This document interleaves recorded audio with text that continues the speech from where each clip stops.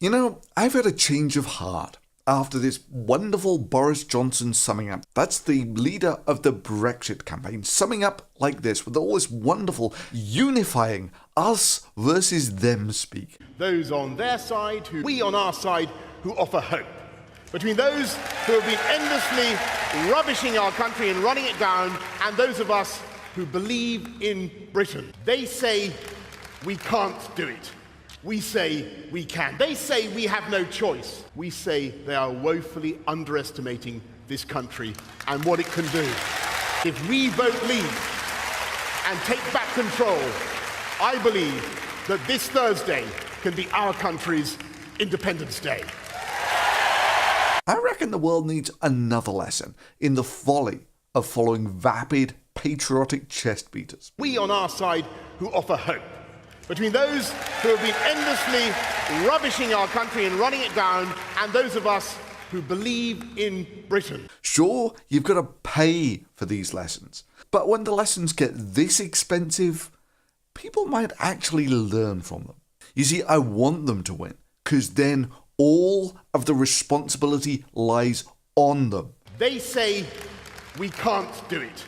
We say we can. It's all on you. And deep down, you know that most of the munchkins who can be persuaded by such vapid, patriotic chest beating probably don't even have the skills to stack shells, let alone make Britain great again.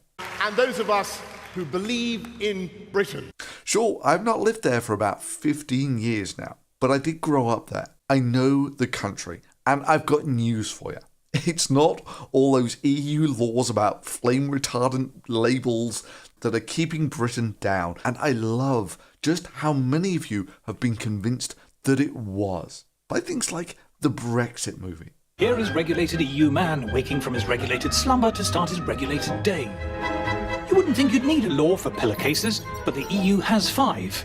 But that's nothing. The pillow inside is subject to 109 different EU laws. But is it, though?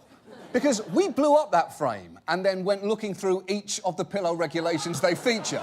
And the problem is, most have nothing to do with actual pillows. This one is a classification of a type of breakfast cereal that comes in pillow shapes, is related to a merger between 2 auto part companies that included the phrase pillow ball joints. This one uses the word pillow in reference to this weird foot pump thing, which is supposedly for inflating air mattresses. I didn't think you'd need a law for pillowcases, but the EU has 5. But that's nothing. The pillow inside is subject to 109 different EU laws. And most of them have no idea that they send an incredible 1% of their average taxes to Europe. How much tax do you pay to the European Union as a fraction of your total tax? Oh, I don't know. I'd have to calculate it. Your typical Brit earns about £30,000, euros, dollars, doesn't really matter what. About 1/3 of that goes in tax. That's about £10,000, of which about 1/5, 2,000 or something, goes to the NHS. Guess how much goes to the European Union? Probably not all that much, no. About £100, about 1% of your tax goes to the European Union. So some of my tax goes to the European Union? Right, and of that 1%, most of it actually comes back in one form or another, in that you're paying them, and they're giving you the money back in terms of research grant or building opera houses or some silly shit like that. Right, most of the money is coming straight back. And you're really worried about your taxation of without representation on 1% of the actual tax that you pay. I would be concerned about it on 0.1%. I would be concerned on any amount. The fact that this is the system. Bullshit! I totally would. You should spend 99% of your time worrying about the tax. I mean, have you any idea of the silly things that the UK government spends its money on? But yeah, they're freaking out about 1% that goes to the EU and not giving even the slightest crap about how the government wastes massive amounts of the 99%. And honestly, I'm going to love it after Britain's actually pissed everyone off in the entire world by this very patriotic changing of the rules from those horrible EU bureaucratic rules stifling British freedom and free trade about no lid in kids' toys, because that's the first step towards a European superstate.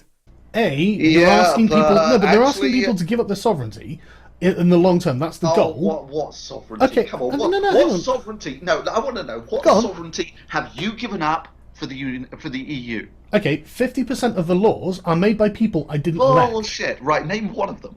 Well, just because I can't name one doesn't mean it's not true. Oh, come on, for fuck's Yeah, but no, sake. but this is what they say. Oh, They no, say the if you- EU is imposing all their, No, look, their if you- horrible burdens on me. The but I European have to have Commission's a bloody website. flame retardant label on my chair. Yeah, but right? that- If that is the imposition, if that is the freedom that you've given up, it's bullshit.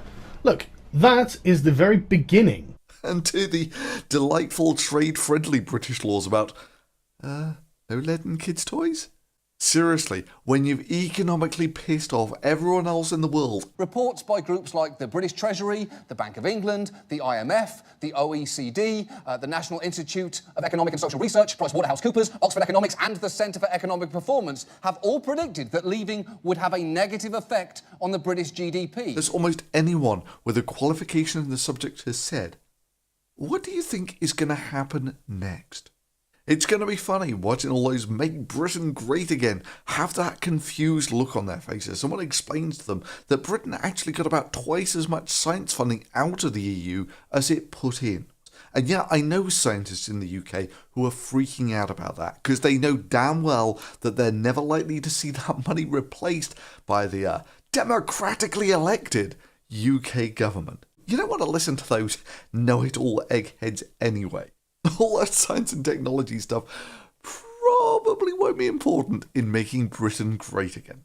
And for those of you who are absolutely convinced that I must get money off the EU and that's the only reason I support it, well, I've got news for you. First of all, I'm overwhelmingly self-funded off YouTube at this point. Sure, I work at an institute that pays me, but honestly, I've got no idea where that money comes from. But I do know that that institute gets an absolutely massive amount of money off an AIDS retroviral patent, which earns almost as much money as everything else put together. So hell, I guess this means as far as you conspiracy theory guys are up for, that means that all of my chemistry videos should now be regarded as shilling for Big Pharma. And even if you were right that I was getting funded from the EU, let's be real, if the UK leaves, the amount of funding per nation in the EU would actually increase because the UK takes out more than it puts in. Meanwhile, in the United Kingdom, it will be reduced by 100%. Yeah, enjoy screwing over UK science, munchkins. Oh, and if you think that money's going to be replaced by the British government, God, I love the mindless, optimistic naivety of you folks. You've just had a government that split the country down the middle over some bloody stupid referendum, and now you think they're going to behave so wonderfully that they're going to put all their money into such vote-winning subjects as science funding. Oh, and dear God, the amount of crow you Make Britain Great Again chess beaters are going to have to eat once you realise that maybe, just maybe, all those egghead economists actually knew what they were talking about. I think the people in this country have had enough of experts from organisations with acronyms saying that they know what is best and getting it consistently wrong. Yes! These eggheads with their studies and degrees. I get my economic forecast from Clever Otis, the GDP predicting horse. And you might, just might have to ask to, rejoin the EU? Dear God, there just wouldn't be enough popcorn. You don't want the United Kingdom to stay in the European Union. That would be boring. You know what's going to happen if you do that. It's going to be stable. It's going to be dull. People are going to have to keep having their freedoms infringed by all those EU bureaucrats enforcing their non-democratic laws like people should wear seatbelts. And no one would learn a lesson about the stupidity of following patriotic chess beaters. No, we need Britain to live up to its Top Gear persona and do something interesting.